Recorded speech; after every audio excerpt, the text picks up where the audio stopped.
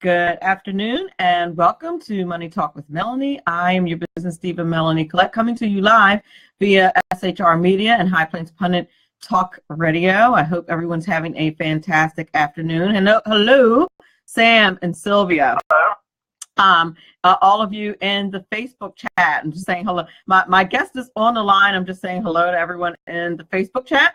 I want to say hi to Sarah and Cynthia and Sam. Hi.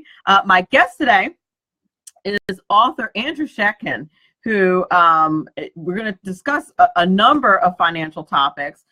He's an author who's written a number of essays with a Christian worldview, and I just kind of picked one or two. Levon, hello. Dwight, Kim, Sarah, how are you? Thank you, Sarah. You're such a sweetheart. Thank you.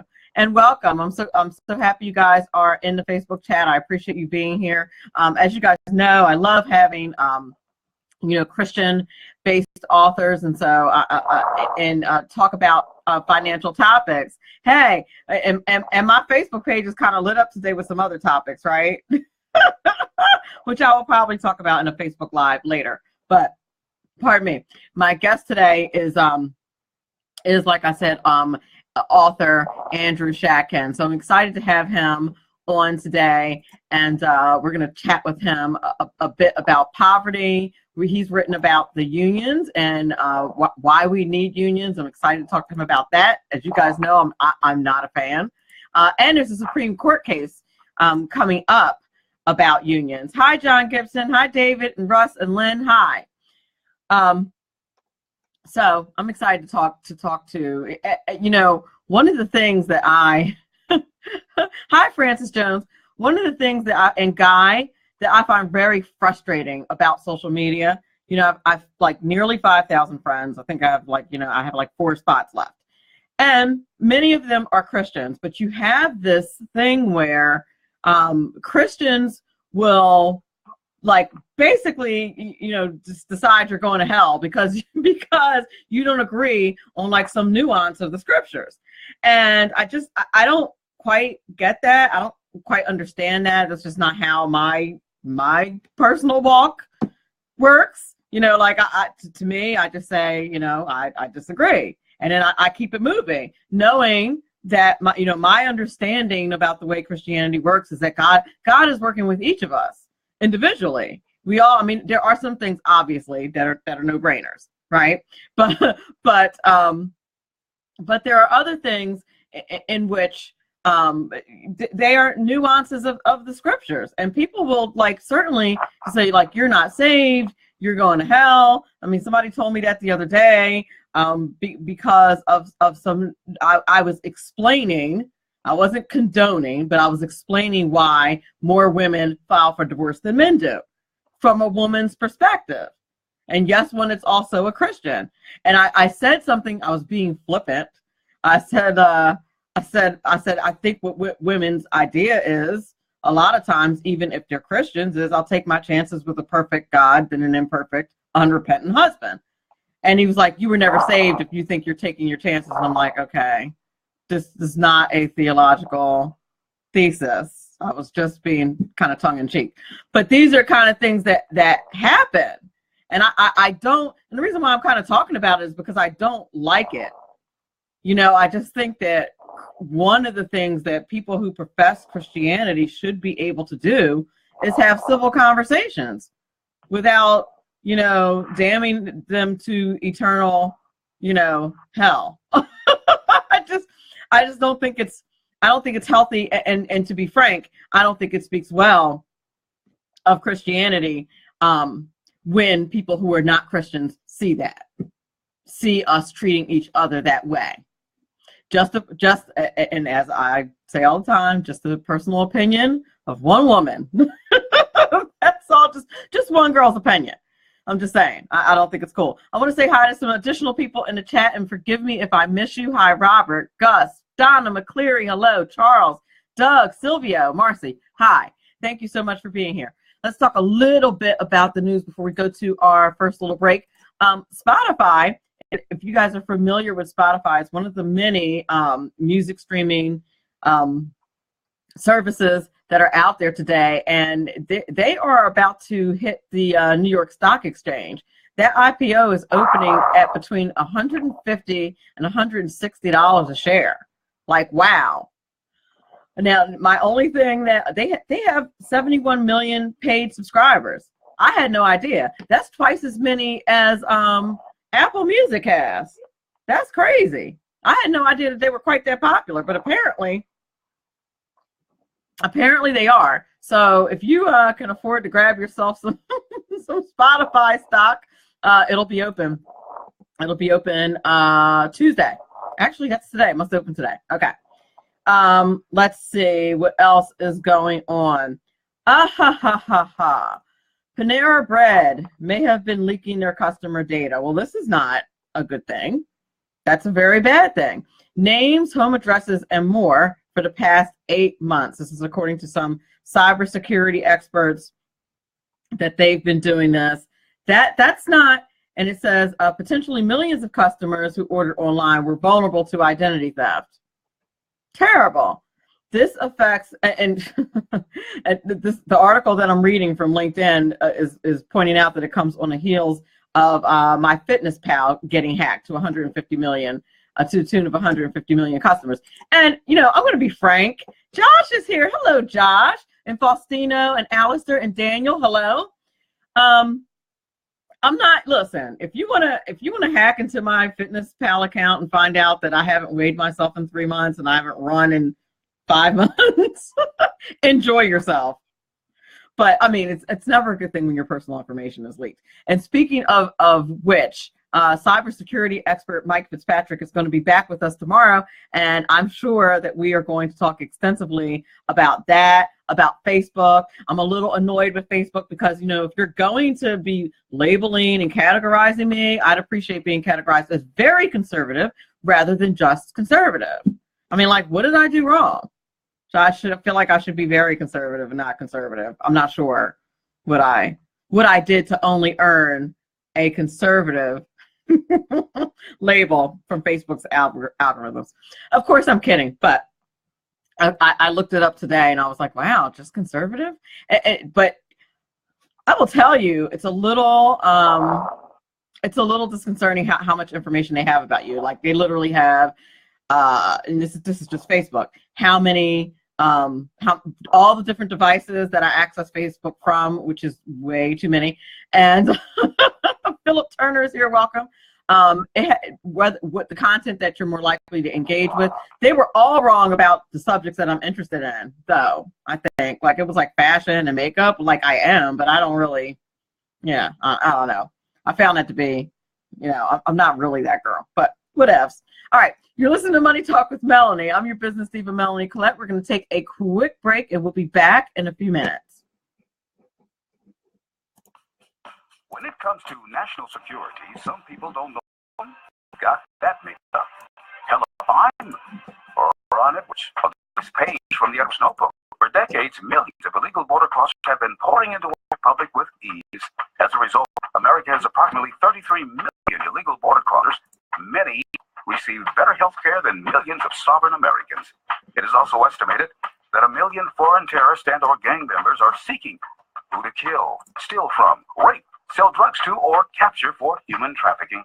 One of the best ways to protect a nation is to secure the borders with a wall and strict enforcement of keeping illegal border crossers out. Unfortunately, just despite Trump, many in Congress want our borders to remain porous.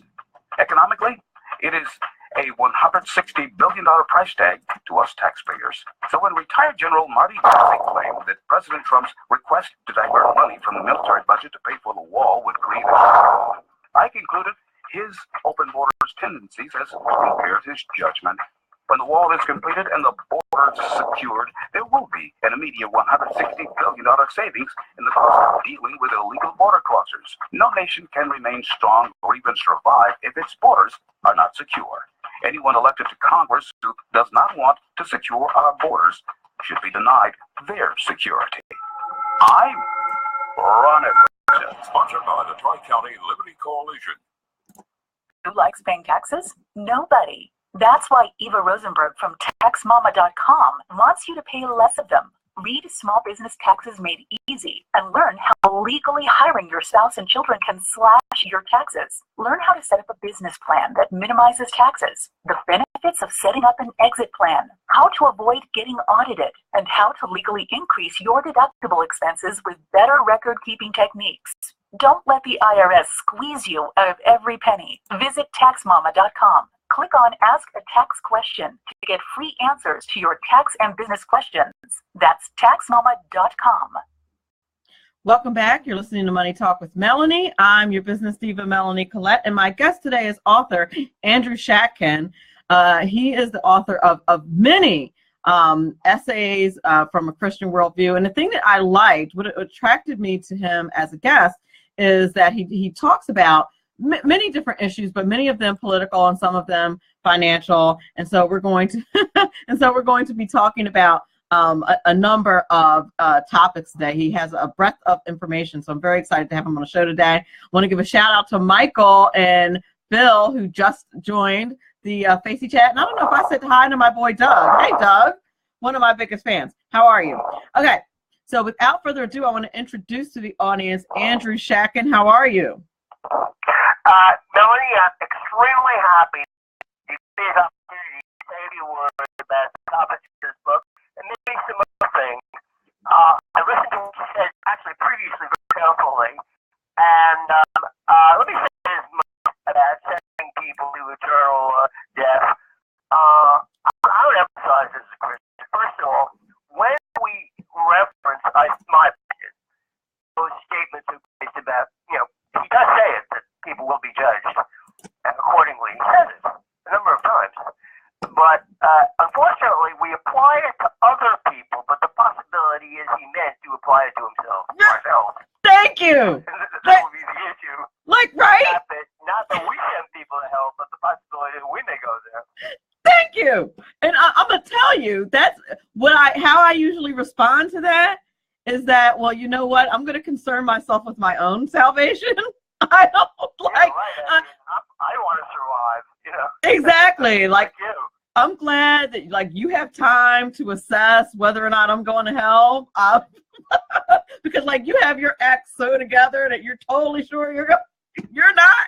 So I just thank you so much for commenting on that, because it's just really kind of creepy. I think look, Melanie, you're right. In today's society, and for some time now, Christianity, there's been a tendency to water it down.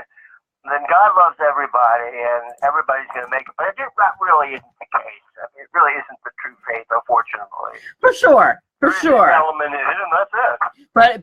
But I think what's kind of crazy and creepy is that we will fight with our fellow Christians, and in my opinion, what we're fighting over is our own righteousness. We're trying, instead of trying to save our brother, what we're really doing is trying to prove our own righteousness, and that I have a fundamental issue with. Right. You're really not trying to help me; you're trying to prove your own righteous position. Well, we already start. I usually start by asking my guests to tell the audience a little bit about their background, but we jumped right into the meat. But please do tell the audience a bit about your background. Well, I have a JD degree. I'm not practicing law right now. I'm a business consultant, speaker, writer, and teacher. I also have 2 international law degrees from Holland and 1 from France. And I also, of course, most significant, I have an MDiv degree in theology, biblical languages from Princeton Theological Seminary. And I'm conservative as a Christian. I don't feel I have to hide it. I am fairly traditional, and I hold to the elements, what I think are the basic elements of the Christian faith, as they're stated in the Word of God. There you go.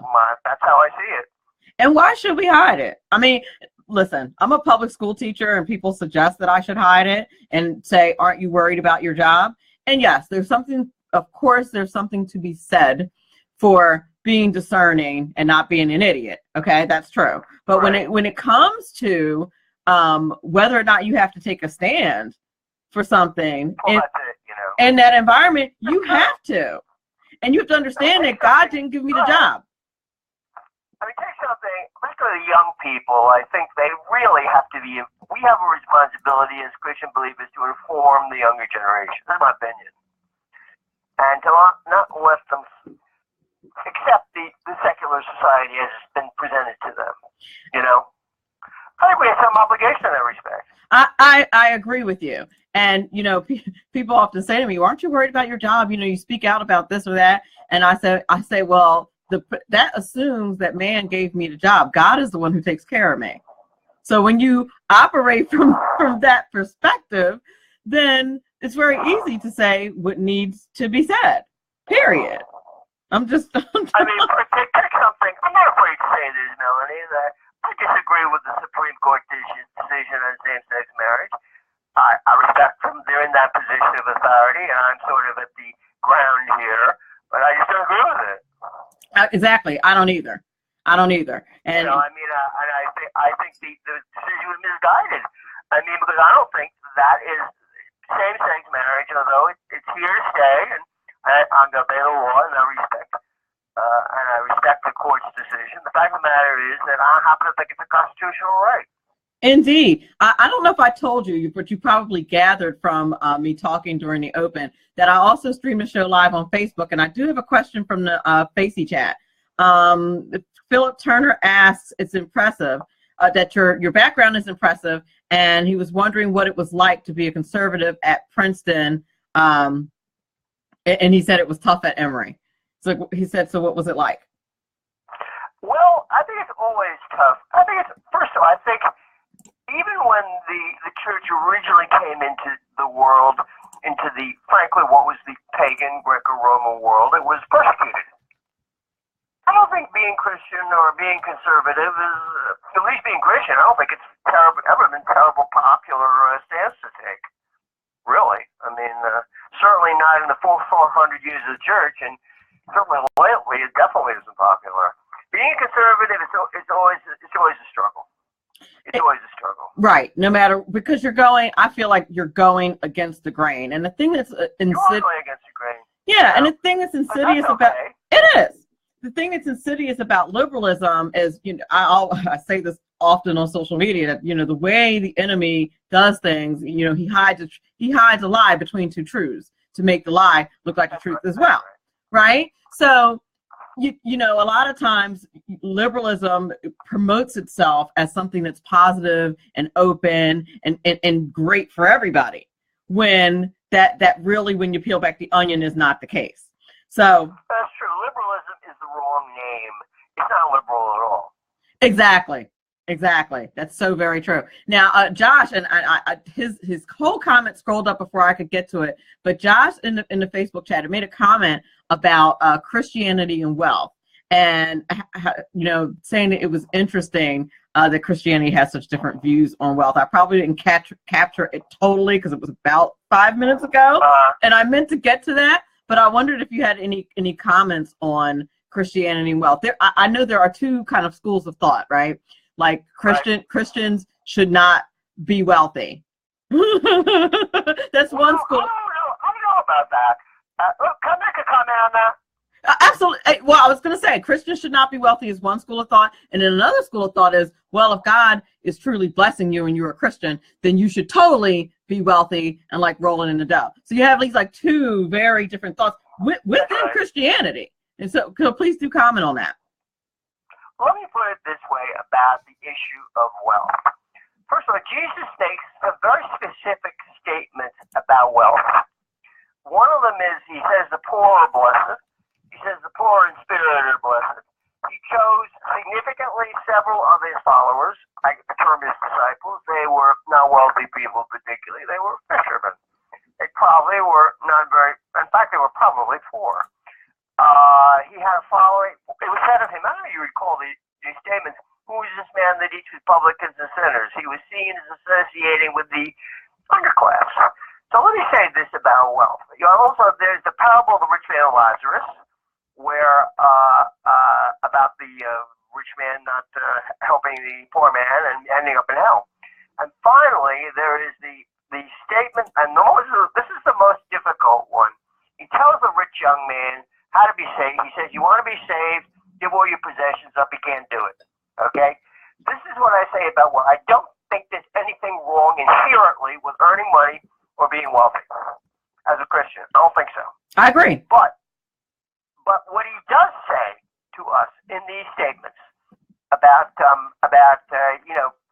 poor people, or he's really saying, particularly about the rich young man, he's really saying not that the wealth was bad, but it was the thing it was an impediment for him. So there are all kinds of impediments that we could have that could prevent us from having a relationship with Christ. I mean, we could be proud of being smart. We could be proud of being good looking. All kinds of things that could block us from knowing Christ. Wealth is one of them. It could be, but not necessarily. I agree. There's nothing wrong with it. I agree completely with that. Now, I had another comment in the chat. A longtime friend of mine, Donna McCleary, we share very, very little agreements on political matters, but we are certainly big fans of each other. And she said in the chat that people everybody thinks their religion is the one, and that therefore religion doesn't belong in public school at all. Now, and I said to her, I commented in the Facey chat, I said, I tend to agree, sort of. Meaning, I don't think the teachers should be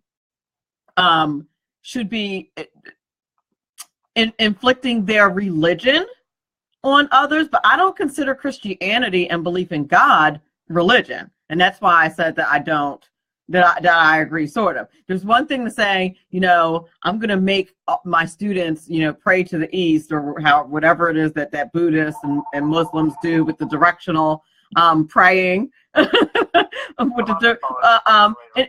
it's another thing to. Yep, I'm sure. And it's another thing to tell students that you believe in God, that you believe in a higher power. Like I don't think it's necessary, because there's religion and then there's a relationship with God, and I think they are two different things. Let me see. Donna also says, because there's a conversation about this going on in the Facebook chat. She's addressing Doug. How you worship is no concern of mine. If you need to pray to your God, that's fine, but don't push that on me. I agree with you, Donna. I agree with you. Totally. And Philip says, wow, Melanie, he is on your street about being good, about being good looking. That is your stumbling block. Be quiet, Philip. Anyway, but no, for me, it's hard for me not to, particularly with issues of character, and issues of right and wrong. It's very difficult for me to not say, you need to be concerned about what your higher power thinks. Like, that's kind of as far as I go in the classroom, because there are people, kids are just people, and I teach high school, that really have no moral compass, and they have to hear it from somewhere. And when it's clear that they have zero moral compass, I think as a Christian, it's incumbent upon me to put them in that direction. Right. I don't know. Now, Josh says teachers should live as Christians, but not try to foist it on the kids. Living examples are a better way to the Lord anyway. Amen, Josh. I agree. How do you feel about that, Andrew? This is what I feel about that. We live in a diverse society where there are different religions, different kinds of people. Okay, that's fine. That's our civil society. But I draw the line at this point in discussions with people, or if they ask me, I am not about to deny Christ to anybody. Exactly. I'm not going to do that. I mean, for me, Christ is the exclusive route to know God and to get to heaven. Right. I'm not about to tell a person that that's not what I think. So that's it. If a kid asks me that, I'll tell them. Exactly. And a lot of times kids will ask you, like, why? Like, why do you feel this way about a certain topic? I'm not going to sugarcoat that. And to me, that's not teaching them you only go a step too far, in my opinion, when you say, and you should too. When you just say, this is what I believe and here's why I believe it, I don't think that is necessarily foisting religion onto kids. You know, I had a 20-minute discussion in my financial literacy class one day about why it was not okay to steal and why it wasn't okay to lie when you're negotiating some type of deal, like if you're selling something or you're trying to, like if you're selling a car or something like that, whether or not you should tell the truth when you're selling the car. And I had a question on the test that said, like, true or false, is it okay to lie when negotiating to sell an item? And it took me 20 minutes to explain why that was not good. Because the kids that I was talking to had no moral compass, clearly. So, you know, at that point, I said, well, let me say this. I ended my little diatribe with this. I said, well, allow me to say this. As with this question and as in life, it is always better to tell the truth. I said that's the way the universe is set up, and that is the way your higher power would have it if you believe in one. No question. And that's kind of how I left it in the classroom, but I wasn't going to just let that go. Nobody said anything yet. Let me say this, Melanie. You said you're a conservative. I am too. I'm an avid supporter of the president. I would not say I was an avid supporter. I am a supporter. I'm a supporter. Josh says nobody better conviction my kids. That sounds inappropriate. No, nothing. They're having a bit of an immature chat. In the chat. You like that comment? That's okay. Oh no, I'm willing to listen to everybody and hear everybody out. It's totally great. Listen, I want to ask about a chapter that I saw in one of your books. I thought it was just very interesting. It was about poverty. And the title of the chapter is Poverty Bless. And I really wanted to get some insight into what you were thinking and what that chapter was about. So let me take a look at it a second. I looked at it before I began. Are you still there? Oh, there you are. Okay. Yeah, there. The phone came off.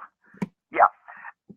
This is the issue I mentioned. There is no question that Jesus talks about and recommends, first of all, his life.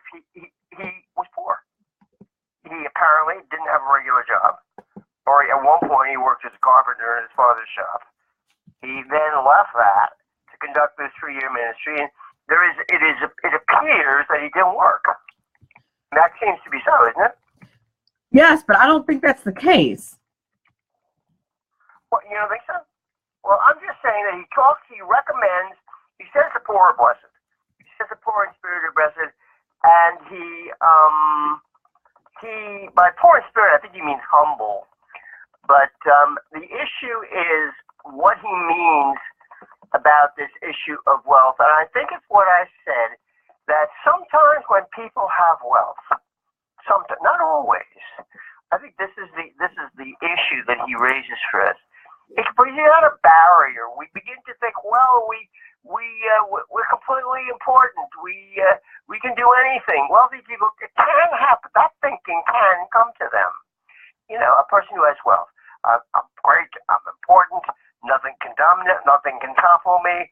Nothing can get over me.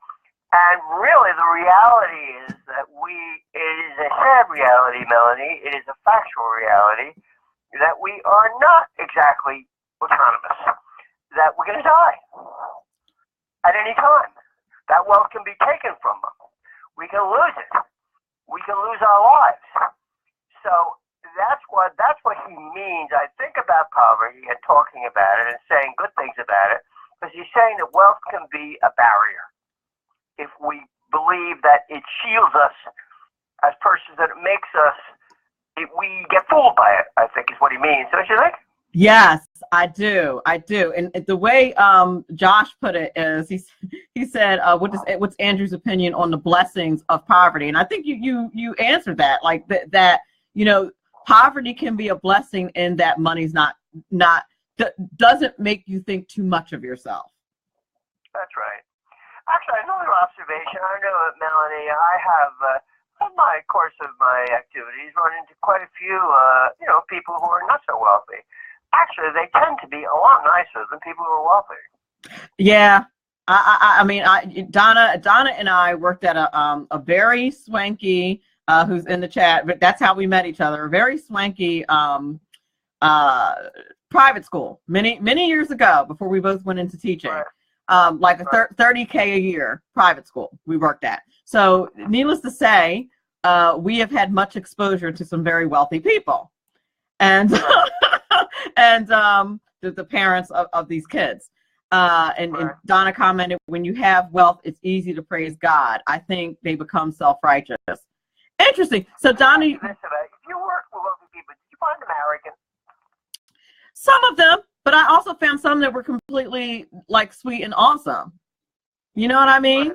But I will say I didn't find any that were. I didn't find many, I should say, that were like way, way, way arrogant, like ridiculous. I could count on one hand how many were just like really just brutal, terrible, like just not nice people because of their money. But there are many. But I find what Donna's comment very interesting is that it's easier to be a Christian, I guess, when you have money. And you can become, I think some poor people can become self-righteous too. At least can be. You know? It's the individual, it's true. Yeah, I mean, the individual. I found some very self-righteous Christians, at least in my travels on social media. And I don't know if they're wealthy or not, but I think they're just like regular working people. And I found many who are quite self-righteous. It's that thing about, finding Jesus like he was lost, right? It's that thing. It's that thing about finding God. That for some of us, that knowledge, that connection, somehow puffs us up. We miss like that whole lesson about how actually the more you learn about God, the lesser you probably should feel.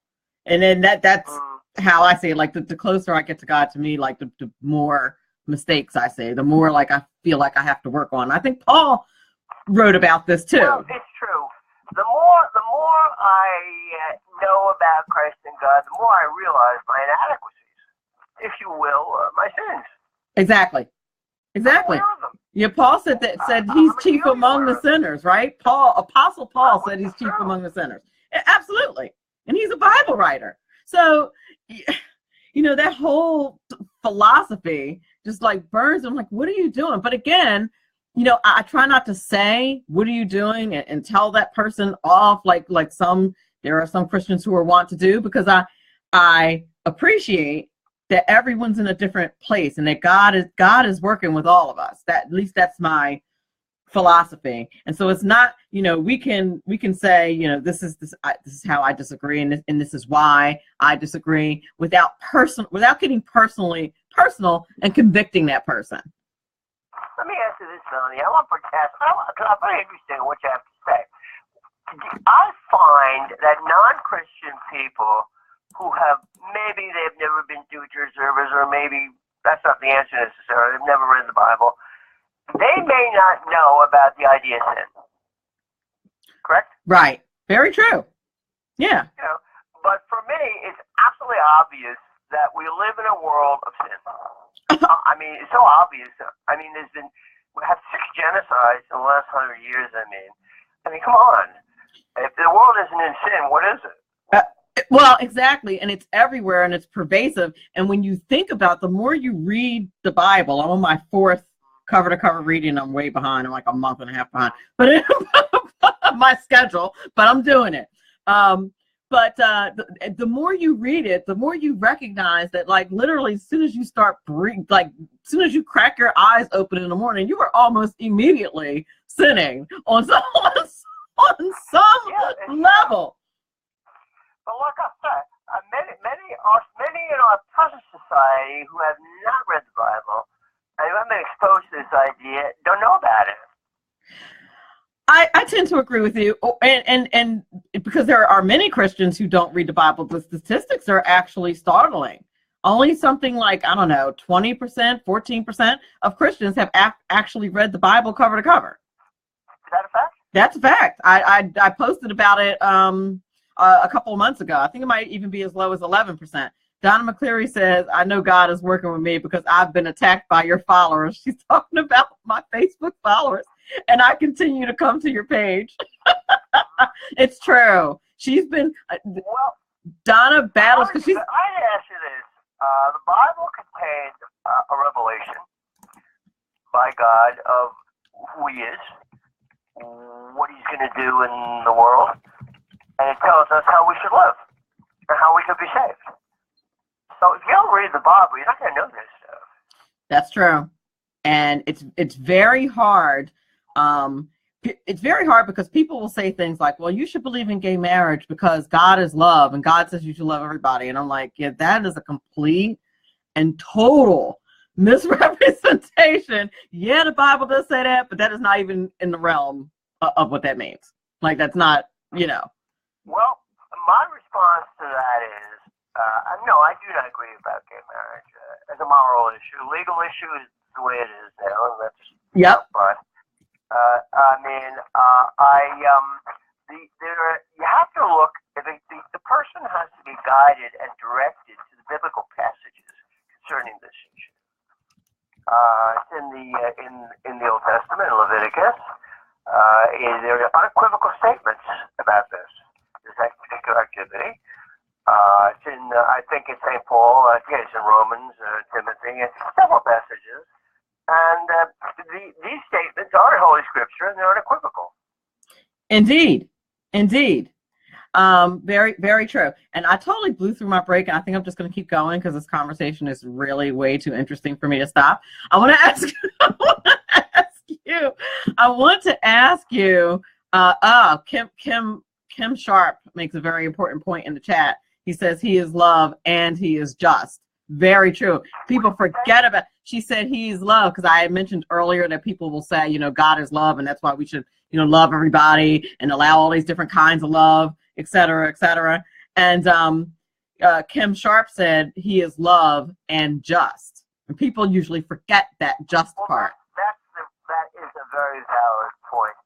God's love is overwhelming. It's true, and he wants to rescue. That's the best word to put it. To rescue everybody and bring them to his presence in heaven. There's no question about it. But ultimately, there's justice. The act on the cross was his solution. It was of bringing justice, of eradicating sin. Yes, he is, and also he says very definitely that there's going to be a judgment, and this is an act of justice about things. Exactly. God is very, his nature is extremely intertwined with being just. You're right. You are so right. And it's the same principle. And you really hate. I know I'm not a big fan of the Old Testament, and when I'm reading it, I'm just like, oh my God, this is torture, right? But is that terrible? But I will say that when when particularly in Leviticus and Numbers, when they're talking about all the laws, and you see one of the things that has been kind of poignant to me here recently is that those laws in Leviticus were written for the priests. That was even so. Like, how much? You know what I mean? So how much sinning? They were some kind of ritual laws or something. I don't know what they were. Right, they were. You're right about that. But what happens is you understand how justice, how that justice is related to Christ, how Christ's death is related to that justice by the sacrifices that they God felt he had to do something about sin. Yes. So he had to do something. Yes. To put the scales right. That's what he did. Exactly. And in the Old Testament, you can see the foreshadowing. That's the word I was looking for. You can see the foreshadowing in that law of Christ's death and why it had to be that, because I think that's one of the hardest things to understand about the whole deal is like, why did it have to be that? But actually going through those scriptures and the detail and what they made the priests do and why, and for different very specific sense, will definitely bring that point home. I want to ask you, I do not want to let go the whole issue about the unions that we discussed. Happy to talk about it. Yeah. So go ahead, give me your view. Well, because one of in your book you said we need unions. Why we need unions, and you talked about the situations in different countries, which I don't disagree with you. Now, I am not a fan of unions for a number of reasons. Chief among them is because I'm part of a teachers union, and teachers unions, by and large, politically support Democrats, and I don't support. Yeah, they do. And at least. Is there a particular reason why they are alive with the Democrats? My guess is so that they can keep unions alive, and so that the teachers can keep making a certain amount of money and continue to have that negotiating power. I think it's a power play. Well, I see your perspective here. The only thing I said about unions is that when people, let me put it this way, Melanie, when someone gets power, when a person gets power over other people, not always, but a lot of times or sometimes that power is abused. In a marriage, say, where women, didn't have any legal rights a long time ago, they were pushed around. No? Yeah, absolutely. They were. So I say, when people get power, that's when the problem arises. That's why having a democratic system, for all its negatives, is better than some kind of a totalitarian system. Because if you have a one-man rule, there's going to be problems. True, but as someone, I'm not sure what state you live in, but in many states, like New Jersey, where I live, I'm sorry, where? So we're compelled to participate in the unions, and then that money is used to support legislators whose laws I patently disagree with, not the least of which is a life issue. And so, like for example, we get our little union, our election edition of the Union magazine, right? And it tells you all the candidates that they've endorsed for that election cycle. The last one I looked at, literally not one, not even an independent. Forget not one Republican, not even an independent. Now, to me, that's an absolute disgrace, and I want my money going to that, and that's why I'm so glad that it's back in the Supreme Court. But yeah. Well, also unions, as you say, they abuse their power. Yes. That's the other end of the stick. And listen, for factory workers and the things that you describe in your book, where people are working a ridiculous amount of hours and not enough pay and all that that's fine. But teachers, listen, not that we don't have difficult jobs, because we certainly do. Teaching is not fun, particularly in this day and age. But we are not, digging ditches. Okay, you know what I'm saying? We're not in sweatshops. We're not. Our fingers are not bleeding because we're working 12 hours a day doing some type of manual labor. And Donna McCleary says, but you're not obliged to vote for union candidates. That is very true, but the cost of that magazine being produced to send to people to tell them to vote for union candidates, you use my money to do. I have a problem with that. Well, I see what you're saying, and I'm weighing it, and I'm listening to it. I'm in the process of thinking about it, what you say. I did not know the teachers union was so allied with the left. Oh yes, very much so. And they will march. I'll give you a perfect example. Do you know that the anti-gun march, the anti-Second Amendment march, was supported by a lot of unions, by the pink hat ladies, that whole left side of the aisle. We had no business doing that in public schools. None whatsoever. And Donna says that's not the only thing your union dues are used for. Donna, I agree with you. It's not the only thing where union dues are used for, but to me, it's the Planned Parenthood argument. It's we shouldn't be funding Planned Parenthood because they do abortion, and then pro-choice people will say, well, that's not all your tax money is used for. Well, I don't want my tax money touching it. Period. Because it's my money. The government's not entitled to take my money and use it any way they want. That's why we left England. So that they would, you know what I mean? Right. So, I have every right to say, Kim Sharp said, don't get me started on that.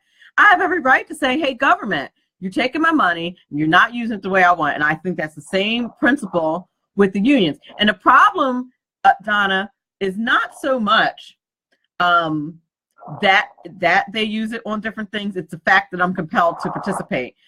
I'm going to be frank here. I think I can negotiate my own contract based on my own performance, based on me being awesome. I don't need the union to do that. I didn't need the union to do that when I worked in a private school for 14 years. I negotiated my own contract every single year with no problem for 14 years. It worked out good for you. Yeah, without the union. Donna said, why can't students protest? Why isn't it a school issue? They are the targets of the gun violence. Yeah, you can protest gun violence, but you can't protest the Second Amendment. That's the problem. I don't care if they protest gun violence. That's all well and good. But what I do care about is when they are protesting my Second Amendment rights. That's the problem. And quite frankly, Donna, let me say this about the gun issue. I have been a lawyer, and I know that guns can be obtained illegally by anybody, anytime. True. Very true. Anytime a criminal or a lawbreaker or somebody wants a gun illegally, they can get it. Yep. That is very true. That is very true. I agree. But Donna said earlier that religion doesn't belong anywhere in schools. Well, I don't think politics belongs anywhere in schools either. Because if you're going to allow those politics, you should allow mine. Speaking of politics in school, they have all kinds of leftist things all over the curriculums. They have questions about same-sex couples in textbooks now. It is low-key indoctrination. Come on. Donna said just because it's the law, it doesn't make it right. Girl, whatever. But we go by the law. We don't go by feelings. We don't emote in this country. We think and we go by the law. Period. Listen. I ask these students, I did a blog on this, I'll be honest with you, and I project a question to these people marching on the gun issue. And believe me, I am not a prejudiced person. I have no hate. As a Christian, I have goodwill to everybody that my mind encounter. But the fact of the matter is there's a tremendous number of terrorist attacks. Within this country, many people have died. Outside of this country, many people have died. Yes. Why is it they're not protesting that? I don't know. Why aren't they protesting inner city violence? I mean, in the same schools. Violence is this. Why don't they say something about it? In the same schools where you have to have metal detectors to get in the schools, why are they not protesting the black on black crime, for instance? Why are they not protesting that? They're in those very same neighborhoods. You have a much more likely chance of getting killed in your own hood than you do by some mass school shooter. But nobody's marching about that. Why not? I mean, well, I read that those marchers, most of them aren't even kids. I read about that. Oh no, a lot of them weren't. And the part that I have, no, I am not drinking punch liquor. Somebody in the chat, I'm drinking like some Hawaiian punch. Somebody said, am I drinking punch liquor? No. Oh goodness, why do people need assault rifles? Because they're entitled to it, because of the Second Amendment. That's why. Period. That is why. Listen, before I let you go, we're at the close of the show. Please let people know the books that you have, like some of the titles, and where they can get them. Okay, listen, it's very nice of you to give me this opportunity, Melanie. I really enjoyed the conversation. I was informed by you, your thoughts and perspective. but I thought they were valid and interesting. And I'm in the process of thinking about what you said. Likewise. The book that, it's okay. The book that where these essays on poverty and union is Essays on the Christian Worldview. It's published by Hamilton Books. The second one is Essays on Faith, Culture, Politics, and Philosophy. Essays on Faith, Culture, Politics, and Philosophy. Published by University Press of America. I also have two books, law books, Select Topics 1, Select Topics 2, published by University Press of America, and most recently, I published a book on the parables, one of which I spoke about today. I think I did anyway. And that is in the process of being published, and is published by University Press of America. If anybody wants those books, just email me at a.schatkin48@gmail.com. And just as with Melanie, we had a good dialogue. Indeed. It was good. Indeed. I was glad to hear what you had to say. Indeed. Likewise. I sincerely enjoyed it. I appreciate it so much. I want to thank everybody in the Facebook chat, everybody in SHR Media Land and High Plains Pundit Talk Radio, all you guys that download the podcast afterwards. I love you to pieces. You rock. Remember, all of this is very important because after all, it's your money. Have a good night. Bye, Melanie. Bye-bye. Bye.